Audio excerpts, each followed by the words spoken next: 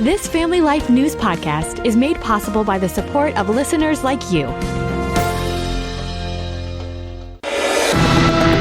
It's the Noon Report from Family Life, bringing a Christian worldview to what's happening in New York, Pennsylvania, across the country, and around the world. Weather with Kevin Williams, and faith-focused feature stories with the Family Life News team. Now, here's what's happening. Hello again. Thanks for checking in. Freezing rain will make for some tricky travel late tonight and through tomorrow for those of you downwind of Lake Ontario. We're talking north of the New York State Thruway in western and central New York mostly. The Twin Tiers and Pennsylvania will see just plain rain from this storm. Experts caution, however, the rain combined with the melting snow will cause ice jam flooding in some locations. Americans are paying their respects today to the late civil rights icon, Jesse Jackson. Keep hope alive. The Baptist preacher and two-time presidential candidate passed away this morning surrounded by his family in Chicago. He played a significant role in the transition to some extent of the civil rights movement from protest to politics. Civil rights activist Andrew Young says Jackson was instrumental in carrying on the legacy of his mentor, Dr. Martin Luther King Jr. Actually succeeded Dr. King after King's assassination in 1968 as the premier leader of the civil rights movement. Jackson finished second in the Democratic nomination for president in both 1984 and 1988. His reputation took a hit, however, in 2001 when it was learned the Reverend fathered a child out of wedlock with one of his aides. I'm human. I am God's child. Jesse Jackson was 84. 3 people are dead, 3 others critically hurt after a shooting yesterday during the middle of a high school hockey game. We have shots fired, multiple people down at the arena. Correspondent Emily Aketa has more from outside that arena in Pawtucket, Rhode Island. What was supposed to be a day of celebration, senior night for high school hockey players, quickly turned into terror at this hockey rink in what police described as an isolated, targeted family dispute. And now we're learning a Good Samaritan who stepped in likely prevented further bloodshed. That Good Samaritan subdued the shooter who wound up taking his own life. This parent witnessed it all. I just never thought that something like this would happen, especially with kids involved. It's something I can't really wrap my head around. The killer, identified as Robert Dorgan, also went by the name Roberta Esposito. Social media posts showed Dorgan discussing getting gender reassignment surgery. It is the second mass shooting in as many weeks involving a transgender gunman. Last week, a biological boy who identified as a girl killed a half-dozen students at a high school in British Columbia. President Trump's agreed to meet with Democrats to try and find a solution to the latest fiscal fight on Capitol Hill. The TSA, FEMA, the Coast Guard, and Secret Service are not being funded as lawmakers squabble over immigration enforcement tactics. House Minority Leader Hakeem Jeffries. We are in this fight until we win this fight. Democrats say they'll only vote to fund Homeland Security when every ICE agent is identifiable with their masks off. Not going to happen, says Tennessee Republican Tim Burchett. Who in the world would want to defund ICE, defund FEMA, defund the TSA? The odds of getting a funding package across the finish line slim to none. Congress is on a 10-day break right now. After 4 years of war, Russia and Ukraine are talking peace today. Correspondent Beth Noble. It's positive that the U.S. is getting the Russians and Ukrainians to sit down at the negotiating table together again, as that's the only way that the two sides can find the compromises necessary to bring the war in Ukraine to an end. Those peace talks are happening in Geneva, Switzerland, which is also the host city for nuclear disarmament talks today between the U.S. and Iran.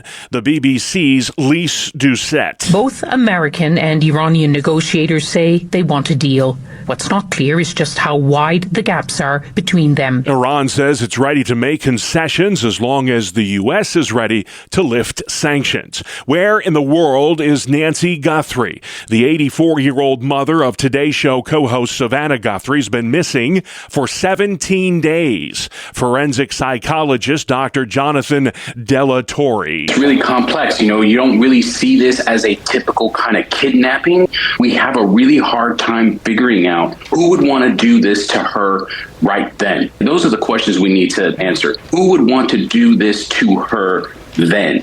And once we get that, then we can start following some leads. Officials are using a device known as a signal sniffer to try and detect signals from Nancy Guthrie's pacemaker. The FBI has DNA evidence from a glove found 2 miles from Guthrie's home in Arizona. Authorities have also released a detailed description of the suspect who was seen on a doorbell camera the day that Nancy Guthrie disappeared. Today is Mardi Gras, Fat Tuesday, and it gets no bigger than in New Orleans, where parades are packing the streets. The Big Bash marks the end of carnival season and a final chance for some indulgence before the Christian Lent period of sacrifice and reflection begins on Ash Wednesday. Accolades continue to pour in for legendary actor Robert Duvall, who passed away earlier this week at the age of 95. He starred in such iconic films as To Kill a Mockingbird, Apocalypse Now, and The Godfather. What you have to understand, Sonny, is that while Sollozzo is being guarded like this, he is invulnerable. Now, nobody has ever gunned down a New York police captain, never. It would be disastrous. All the 5 families would come after you, Sonny. The Corleone family would be outcast. Duvall's acting career spanned 6 decades. He was nominated for an Academy Award 7 times and won the Oscar for Best Actor in 1983 for his role as a washed-up alcoholic country music singer in Tender Mercies. The USA women's ice hockey team will play Canada for all the marbles at the Winter Olympics in Milan, Italy. The Americans are going to try to avenge their loss to Canada 4 years ago when they take on our neighbors to the north on Thursday in the gold medal game. Team USA routed Sweden 5-0 yesterday to advance to the championship match. Still to come on the Noon Report, flooding concerns in western New York, security breach at One Bills Drive, and organized crime at Lowe's. Good afternoon. I'm Kevin Williams, tracking our next weather maker. It'll arrive in the form of rain and some ice for some of us come tomorrow. I'll have forecast details up in 10. All right, Kevin, we'll see you then. That rain, along with the warmer temperatures, will increase the risk of ice jam flooding. Philip Pandolfo with the National Weather Service in Buffalo. The combination of the widespread rain and these warm temperatures that have really ripened up the snowpack, we're expecting rainfall amounts about 1/2 inch to 1 inch with the slug of rain that comes in late Tuesday night through Wednesday. That is going to certainly break up and start to shift the ice on area creeks and streams. And for anyone who thought winter is over, well, think again. Another cold stretch arrives later this weekend, and yes, some snow along with it. Work on the new Buffalo Bills football stadium has been suspended following the discovery of graffiti at multiple secure construction sites. Officials say this security breach should not interfere, however, with plans to have the stadium ready to go in time for opening day next fall. The new Highmark Stadium features a roof canopy that covers about 65% of the fans in attendance. 3 people are facing charges in what authorities describe as an organized retail theft ring that was targeting Lowe's stores all across Pennsylvania. We get more on this story from Family Life's Brian Query. According to the state attorney general's office, the suspects used stolen credit cards to make purchases at Lowe's locations in 5 counties across the state. Investigators say the group bought high-value items such as paint sprayers, electrical wire, and generators, then picked them up in store. The scheme allegedly totaled around $23,000 in fraudulent transactions. Agents say cell phone evidence linked one suspect to the pickups and showed money transfers to the Dominican Republic. One suspect is in custody, while warrants have been issued for the other 2. All 3 face multiple felony charges. Brian Query, Family Life News. Thank you, Brian. A judge has sided with a high school in a highly charged vaccine case out of DePuy, New York. State Supreme Court Justice Peter Weinman says the district was within its rights to ban senior Casey Ray from the classroom for refusing the meningitis booster. Ray says she cannot receive that shot because it gives her severe leg pain and has for years. As ICE protests erupt across the Family Life listening area, local police are trying to dispel some myths when it comes to their involvement in immigration enforcement. People feel that our deputies are going to be assisting ICE hands-on in the field, going door to door during removal operations. That's 100% not the case. Lieutenant Jonathan Morticelli with the Madison County, New York Sheriff's Department says the extent of their involvement with ICE is at the county jail level. That's it. Madison County is one of 8 counties across New York that's agreed to cooperate with ICE when it comes to weeding out dangerous illegal immigrants from local prison populations. This week marks 1 year since the New York State prison strike. Thousands of corrections officers walked off the job last February to protest working conditions.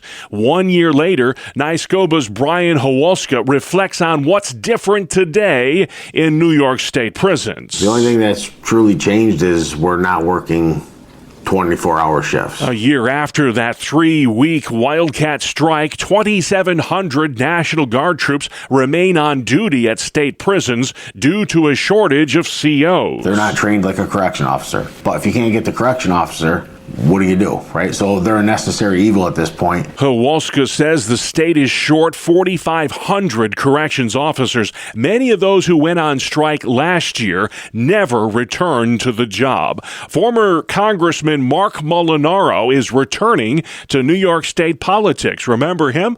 The Republican has vacated his post in the Trump administration and will eyeball a state assembly seat in the Empire State. Molinaro ran unsuccessfully for governor in 2018. The Trump administration has been ordered to restore a slavery exhibit in Philadelphia. What's this all about? Family Life's Sarah Harnish. A federal judge ruled on Monday, President's Day, that an exhibit featuring 9 people enslaved by George Washington at Washington's former home in Philly must be restored. The removal came in response to a Trump executive order to, quote, restore truth and sanity to American history. But a U.S. district judge ruled all materials must be restored while a lawsuit plays out in court. Sarah Harnish, Family Life News. All right, Sarah, thank you very much. And the Pennsylvania Turnpike has a new snowplow. Now it needs a new name for that snowplow, and that's where you come in. The Turnpike Commission needs help in naming its new superplow. To submit a suggestion, head to the Turnpike's Facebook page. Names must be 30 characters or less, family-friendly, and cannot reference any celebrity or public figure. You have until February 25th. The winning name will be announced in mid-March. Still to come on the Noon Report for a Tuesday, remembering the Reverend Jesse Jackson, deadly hockey rink shooting, and a brand new feature on Family Life. We'll have it for you after this. Welcome to Breakpoint, a daily look at an ever-changing culture through the lens of unchanging truth. For the Colson Center, I'm John Stonestreet. Years ago, before Epstein, before the Me Too movement, even before same-sex marriage, talk show host and Jewish theologian Dennis Prager wrote a fascinating article entitled Judaism's Sexual Revolution. In it, he described how the pagan world was a sexual free-for-all that debased women and children in the service of male lust. The very same awful treatment of God's image bearers is on display again in the revelations emerging from the Epstein files. An incredible number of victims were trafficked and abused. An incredible number of evildoers were involved. And a bunch of powerful people worked to keep it all hidden. That so much evil could have continued for so long simply staggers the imagination. However, a remarkable difference today is that, unlike pre-Christian pagan societies, such behavior is considered evil instead of normal. And that's because the claim that God created sex only for a man and a woman in marriage was so revolutionary. As Prager wrote, quote, this revolution forced the sexual genie into the marital bottle. It ensured that sex no longer dominated society. It heightened male-female love and sexuality, and thereby almost alone created the possibility of love and eroticism within marriage, and it began the arduous task of elevating the status of women, end quote. As Christianity, which shared that Genesis account of creation, grew and expanded in influence, it collided with Roman paganism, a paganism which also victimized women and children. With the exception of some in the elite class, Roman women were often treated worse than Roman cattle. Even upper-class women were little more than possessions, and when it came to sexuality, they were at their husband's beck and call and could be disposed of at will. Slave women, which were a full third of Rome's female population, could expect beatings and rape. The so-called fortunate ones were the ones sold into prostitution. Unwanted girls were left to die of exposure. Into that world came Christianity, specifically the writings of St. Paul. As historian Sarah Rudin wrote in her 2010 book, Paul Among the Peoples, to call Paul an oppressor of women, like so many do, could hardly be more wrong. Christianity, in fact, worked a cultural revolution, Rudin wrote, restraining and channeling the male eros, elevating the status of both women of the human body, and infusing marriage and marital sexuality with love. In Rudin's words, Christian ideas about marriage were as different from anything before or since as the command to turn the other cheek, end quote. No wonder, then, as Prager wrote, the improvement of the condition of women only occurred in Western civilization. And it is also no wonder that biblical sexual morality was so despised by ancient pagans, not because it robbed them of fun, but because those in power could no longer rationalize their predations.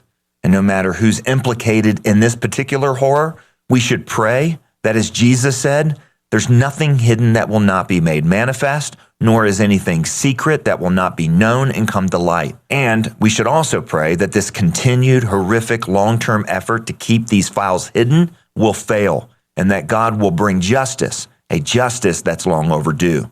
And finally, we should, as Professor Paul DeHart posted on X, thank God that pagan morality was overthrown, because if it had not been, then there would be no movement to reveal this evil. There would be no movement to punish the evildoers, and there would be no movement to offer the victims justice. For the Colson Center, I'm John Stonestreet with Breakpoint.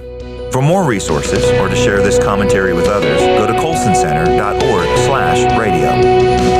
All right, John, thank you very much. Let's pause next. Head outside. Kevin Williams. Here is your family life forecast for this afternoon. Clouds breaking for some sun and high temps breaking 40s. Tonight, mainly cloudy. Rain and freezing rain, little sleet will reach areas in far western New York and northwest Pennsylvania late tonight. Low temps, upper 20s and 30s. Tomorrow, freezing rain mixed with a little sleet or snow initially will be an issue across the upper portions of western and central New York. Significant ice accretion is likely there. Farther south, Twin Tiers into Pennsylvania, some rain and rain showers.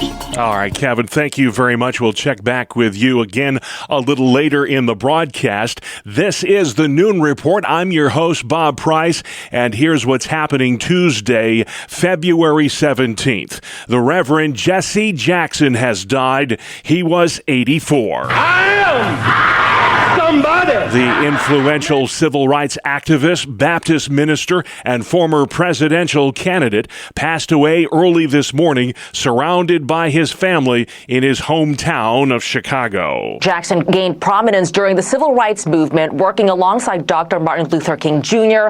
He ran for the Democratic presidential nomination twice in 1984 and 1988. Jackson founded the Rainbow Push Coalition, an advocacy organization aimed at expanding opportunities for minorities. Former President Bill Clinton awarded him the Presidential Medal of Freedom in 2000. Fox's Madeline Rivera. A shooting in Pawtucket, Rhode Island, left 3 dead yesterday, including the killer. 3 others were critically wounded. It happened during a midday high school hockey game. Police say the shooting was targeted and family-related.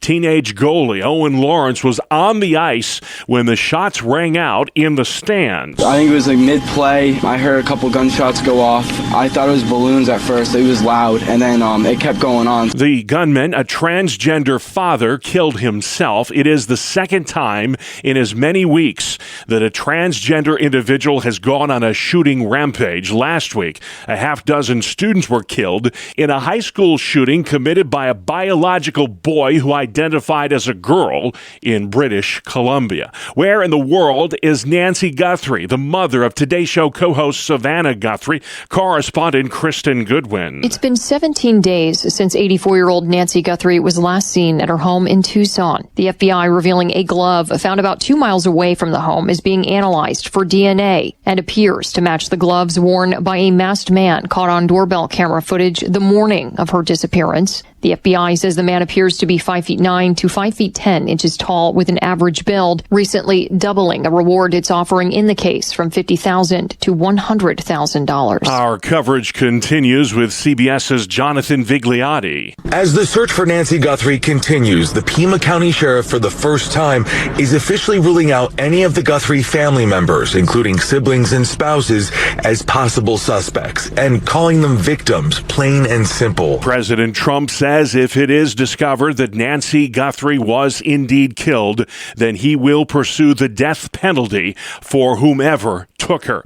Peace talks are underway in Geneva, Switzerland today to try and find a way to wind down the war between Russia and Ukraine. It's a war that will turn 4 years old next Tuesday. CBS News Moscow Bureau Chief Beth Noble. I think what we're seeing is the U.S. trying to put pressure on both sides as President Trump becomes increasingly frustrated by his inability to cut a deal to end this 4-year war. Rebecca Heinrichs with the Hudson Institute says land is the key sticking point in these negotiations. The Russians are struggling and failing to take any more territory in Ukraine. And we do not want to reward the Russians with granting them territory that they have not taken by force. Also in Geneva, Switzerland today, the U.S. and Iran are holding high-level nuclear disarmament talks. Reporter Keir Simmons says so far, Iran shows no interest in making peace. Iran initiated naval exercises in the Strait of Hormuz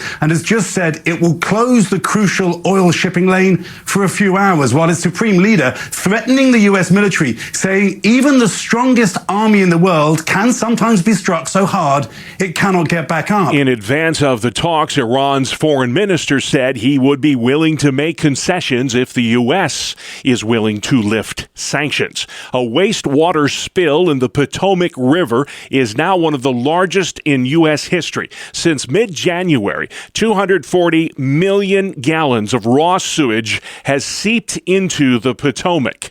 The contaminated area stretches over 70 miles through Washington, D.C., Maryland, and Northern Virginia.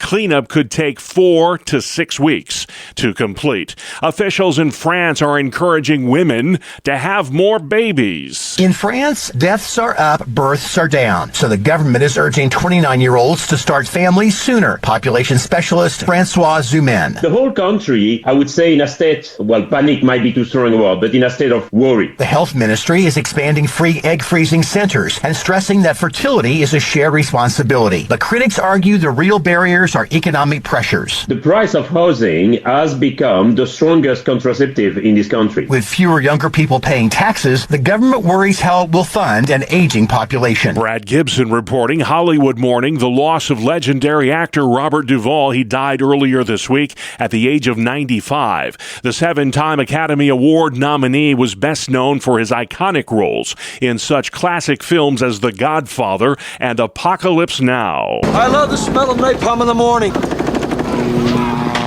Smell! You know that gasoline smell? It smells like victory. One of the all-time best for sure. Duvall won the Oscar for Best Actor in 1983 for his role as a washed-up alcoholic country music singer in Tender Mercies. At the Winter Olympics, Team USA hopes to strike gold in several events today. Reporter Kelly O'Grady. Women's figure skating kicks off tonight with the short program. There is potential for an American sweep. Kristi Yamaguchi won gold for the U.S. in 1992. Do you think the ladies' competition will will be more about technical difficulty or consistency? The technical is always going to win out. It's who can do the most in the moment. Many competitors have the technical prowess. It's why Olympic bronze medalist Gracie Gold says the field is wide open. A lot of people have used the phrase bloodbath because we are not the only country that is bringing such a good team. I think that's why the competition is going to be so intense. That report from Kelly O'Grady at the Winter Olympics. Team USA stands in third place in the medal count behind Italy and Norway. The women's ice hockey team will be going for the gold on Thursday when they play Canada. It is Mardi Gras, or Fat Tuesday, the last day before Lent. Reporter Dave Cohen has more from New Orleans. With parade after parade all day in and around New Orleans, an estimated 2 million people will be partying in the streets for Fat Tuesday. In addition to the miles and miles of parade routes, there are all kinds of street parties, formal balls, and other activities. It all comes to a screeching halt at midnight with the arrival of Lent and Ash Wednesday. Dave Cohen, New Orleans. You're listening to the Noon Report, a Tuesday edition on Family Life. This is Mission Pulse on Family Life. We spotlight ministries making a difference where you live, across the country, and around the world. This week, we're spotlighting Jennifer Strickland with Ugandan Orphan Childcare Ministries. You need no introduction. You rescue Ugandan orphans and give them a chance at life. Tell me an orphan story.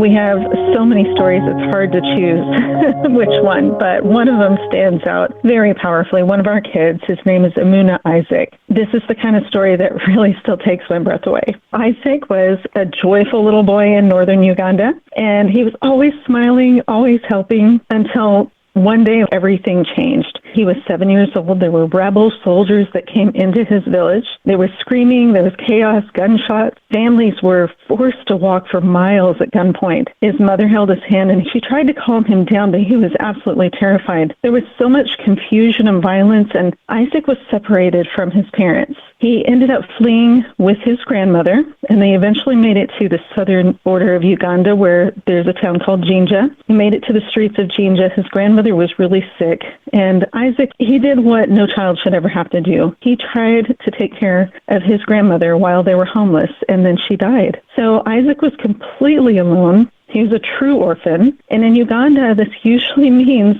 the streets, searching for food, in the trash cans, vulnerable to sickness, exploitation, and a cycle of poverty that just keeps repeating over and over for generations. But Isaac's story changed because our orphanage director, Daniel, found him and took him in. He gave him safety, he gave him family, food, school, and hope. And today, that same boy who once had nothing is in university pursuing an engineering degree. He scored so high that he was the top 5 in the entire nation, that the government awarded him a grant to continue his education. And that's why we do what we do. One rescued child becomes one restored future, and the future can change a whole community. Did you find out what happened to his parents? No, he never found them again. They probably died in a camp. What does the day-to-day look like at UOCC? Well, in front of you, there's the new 3-story dormitory. It's like a palace compared to what they used to live in, where they had bed bugs and stuff all over the place. It was awful, but they're in such a good situation now. In the kitchen, we have our staff member, Sharon, who provides all the meals, and there's clean water and safety. There's routine.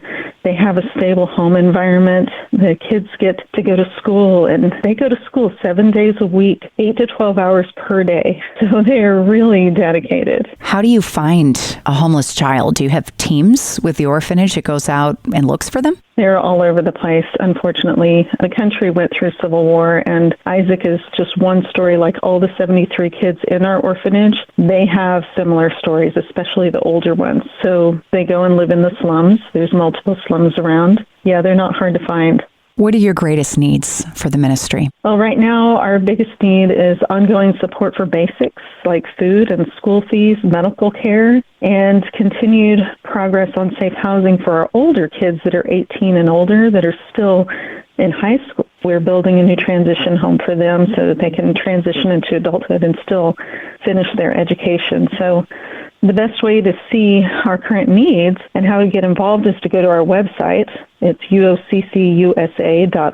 You can message us through there, sign up for our newsletter. We have a private Facebook group that we can add you to so that you can stay up to date on the daily stories, updates, and whatever next steps there are. There's a lot of places that you could serve right here in America. Why has God tugged your heart to Uganda? Who knows what God chooses? He puts it in your lap and you do the thing. But what really drew my heart is going there for the first time, and children and widows are not a project, they're family. And the first time that I went, I saw a little 3-year-old standing on a big pile of trash. And I asked the families around, who's this child? And they said, nobody knows, but he comes and asks for food, and we give him food and let him sleep on the porch or something now and then. And that was the moment that I said, this is not happening. We're going to make some changes here. And thus an orphanage was born. Why does this matter so much to you? It matters to me because it breaks cycles of poverty, and isn't that what we all want? It breaks the cycles of poverty and trauma and homelessness, and it replaces them with stability, education, faith, real opportunities to change. And honestly, stories like these, they remind me that we're not doing this alone. We get to see that God is present in the day-to-day and in the miracles. If we can help one child to grow into a healthy, equipped adult who then changes their community, and the impact multiplies for generations. Powerful stuff. Thank you, Sarah Harnish. The name of her new feature, Mission Pulse. It airs Tuesdays during the Noon Report. You can also catch it online anytime at Apple Podcasts, Spotify, YouTube, and FamilyLife.org. Good afternoon. Here is your Family Life regional weather forecast. We're keeping our eyes on the weather conditions for late tonight and tomorrow. For those of you in portions of western and central New York where freezing rain could be a real problem, especially in areas close to Lake Ontario. Those of you in Pennsylvania, this is mainly a mild rain and rain shower event, and again, the focus will be during the day tomorrow. As for this afternoon, clouds breaking for some sun, with high temps breaking 40. Tonight, mainly cloudy. Rain and freezing rain, a little sleet will reach areas in far western New York and northwest Pennsylvania late tonight. Low temps, upper 20s and 30s. Tomorrow, freezing rain mixed with a little sleet or snow initially will be an issue across the upper portions of western and central New York. Significant ice accretion is likely there. Farther south, Twin Tiers into Pennsylvania, some rain and rain showers. High temperatures ranging from near the freeze point near Lake Ontario to near 50 in parts of western Pennsylvania. All right, great work at the Weather Center. Thank you, Kevin. Finally at noon, it is cool to be kind, and today we celebrate that fact. It's National Random Acts of Kindness Day. Correspondent Bree Tennis. The day is to remind you everyone is just trying to get through it, and a simple act of kindness can go a long way to improve someone else's day. Hold a door open, offer a compliment, pay for a stranger's coffee. It takes a split second, but Psychology Today says the benefits to you are long-term. Doing a kindness releases neurotransmitters that make you feel good. I'm Bree Tennis. All right, thank you, Bree. Yeah, it is cool to be kind. Show a little random act of kindness today. And that's our world. The world we live in. Tuesday, February 17th. I'm Bob Price. Family Life News. You've been listening to the Noon Report, heard weekdays on Family Life. Thank you for listening. Thank you for listening to this Family Life News podcast. If you've been encouraged by what you've heard, please share it with others and click the subscribe button to automatically receive future episodes. Family Life is a listener-supported ministry. Podcasts like this are made possible by your financial partnership. Find out more at familylife.org.